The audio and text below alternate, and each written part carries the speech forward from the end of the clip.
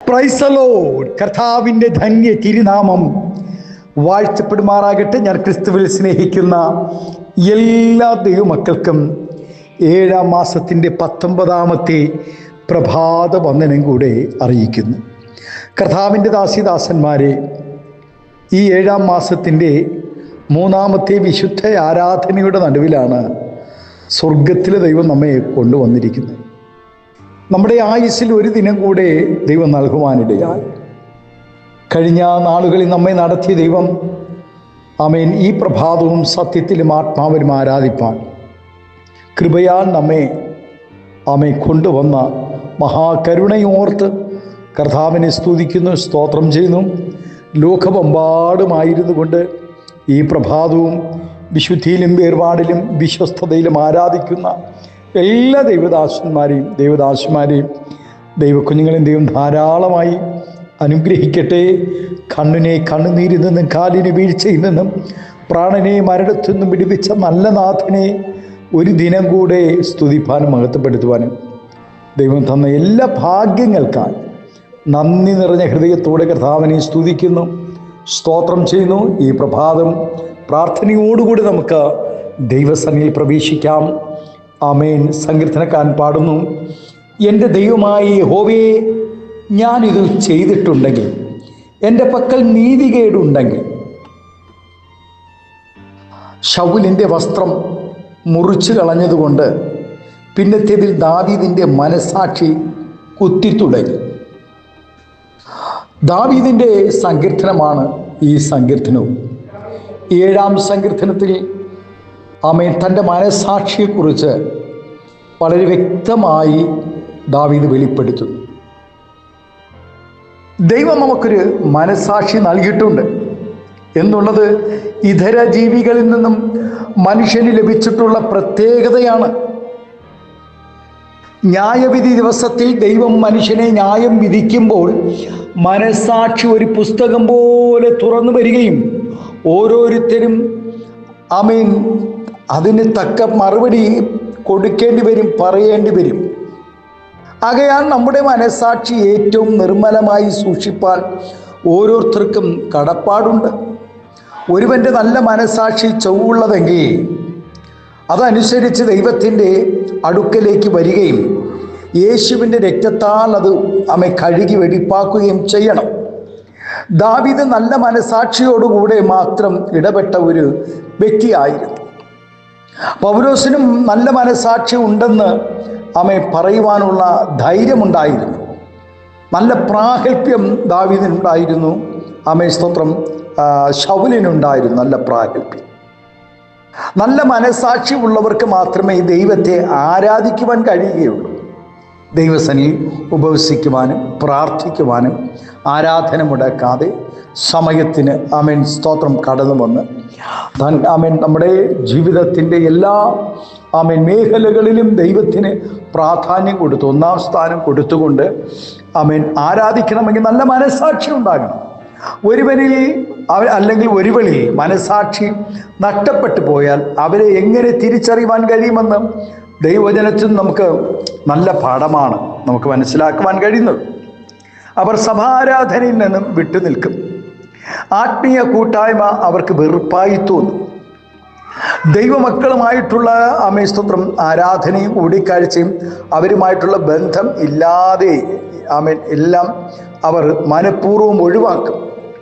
പിന്നെ മനസാക്ഷി നഷ്ടപ്പെട്ടവരെ തിരിച്ചറിയാൻ കഴിയുന്നത് കഴിഞ്ഞ കാലങ്ങളിൽ അവർക്ക് വേണ്ടി പ്രാർത്ഥിക്കുകയും ആത്മാർത്ഥതയോടുകൂടെ ഉപവസിക്കുകയും അവർ ദൈവവചനം പഠിപ്പിക്കുകയും ചെയ്ത ദൈവദാസന്മാരെ കണ്ടു കഴിഞ്ഞാൽ ഈ കൂട്ടർ മനഃപൂർവ്വം അവിടെ മുന്നിൽ നിന്നും മാറിക്കളയും. നല്ല മനസാക്ഷി ഉള്ളവർക്ക് നല്ല മനസാക്ഷി ഉള്ളവർക്ക് മാത്രമേ ദൈവത്തെ ആരാധിക്കുവാൻ കഴിയുകയുള്ളൂ.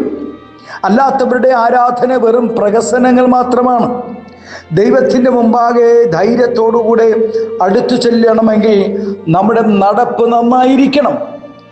കർത്താവിനായി അധ്വാനിക്കണമെങ്കിലും ആത്മാർത്ഥതയോടുകൂടെ സുവിശേഷ വേല ചെയ്യുന്നതിലും നല്ല മനസാക്ഷി ആവശ്യമാണ്.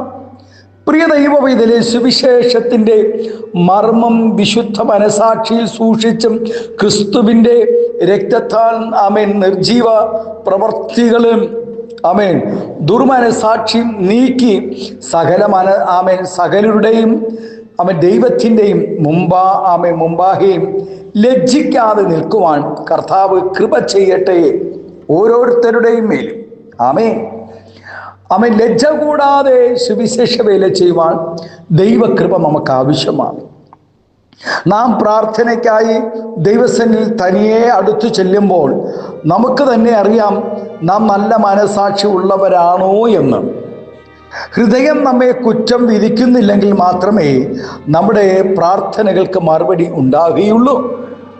കൂട്ടു സഹോദരന് ഒരു കഷ്ടത വരുമ്പോൾ മനഃപൂർവ്വം സഹായിക്കാതെ മനസാക്ഷിയില്ലാതെ ദൈവസന്നിധിയിൽ പ്രാർത്ഥിച്ചാൽ ആ പ്രാർത്ഥനയുടെ മറുപടി ലഭിക്കുമെന്ന് എന്താണ് ഉറപ്പ്?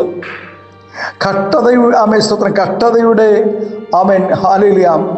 നടുവിൽ കൈത്താങ്ങുവാൻ സ്നേഹിതനെ കൈത്താങ്ങുവാൻ, നിന്നോട് അപേക്ഷിക്കുന്നവരെ യാചിക്കുന്നവരെ സഹായിക്കുവാൻ മനസ്സില്ലെങ്കിൽ ഹല്ലേലൂയ, നിന്റെ ആത്മീയ ജീവിതം എന്തു മനസാക്ഷിയാണ്?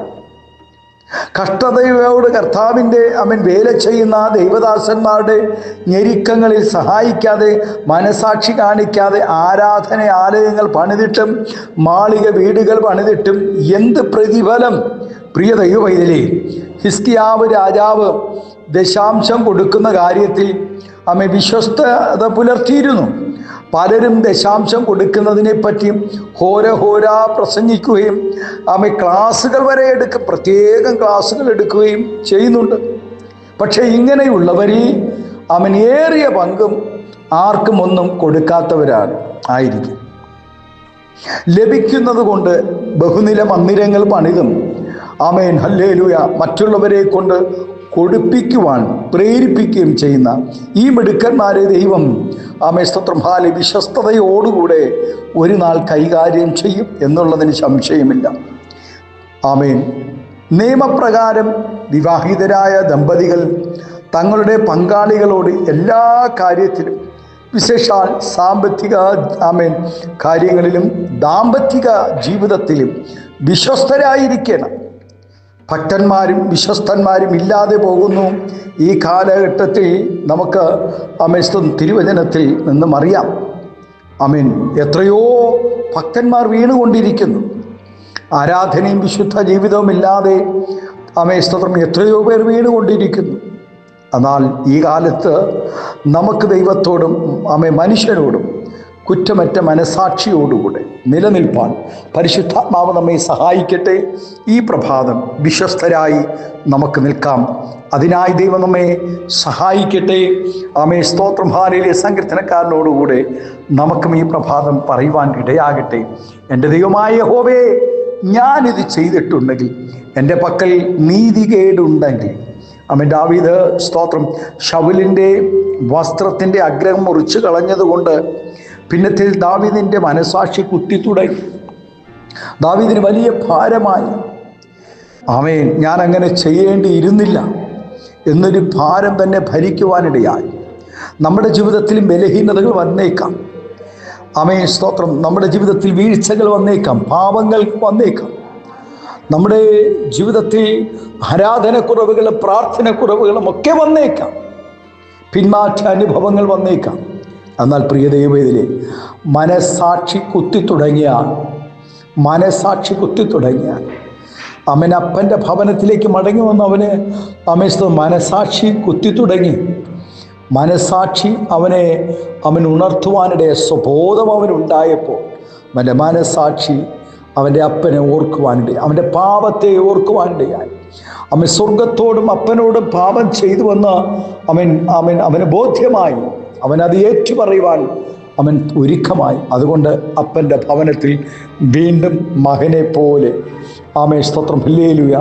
ഏറ്റവും ശ്രേഷ്ഠമേറിയ മകനെ പോലെ, പ്രിയപുത്രനെ പോലെ വീണ്ടും ജീവിക്കുവാൻ, പ്രവേശിപ്പാൻ ഭാഗ്യം ലഭിച്ചു. ഇന്ന് പ്രഭാതം ഒരു നല്ല മനസാക്ഷിയോടുകൂടെ നമുക്കും ദൈവസന്നിധിയിലായിരിക്കാം. അനേകരെ നമ്മെ സഹായിച്ചിട്ടുണ്ട്. നമുക്ക് വേണ്ടി പ്രാർത്ഥിച്ചിട്ടുണ്ട്, ശുശ്രൂഷിച്ചിട്ടുണ്ട്, കൈത്താങ്ങിയവരുണ്ട്. അവരെല്ലാം നമുക്ക് ഓർക്കാം. നന്ദിയുള്ള ഹൃദയത്തോടെ ഈ വിശുദ്ധ പ്രഭാതം ദൈവസന്നിധി നമുക്ക് പ്രാർത്ഥിക്കാം. പരിശുദ്ധാത്മാവ് നമ്മോട് സ്തോത്രം കൂടെയുണ്ട്. നമ്മെ വഴി നടത്തുന്ന നല്ല നാഥൻ്റെ കരങ്ങളിൽ നമുക്ക് ഏൽപ്പിച്ചു കൊടുക്കാം.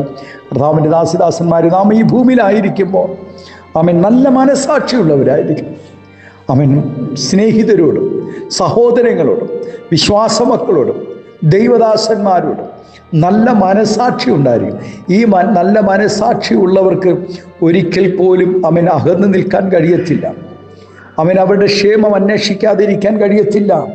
അവരുടെ ഹൃദയത്തിൽ മനസാക്ഷി കുത്തി തുടങ്ങി.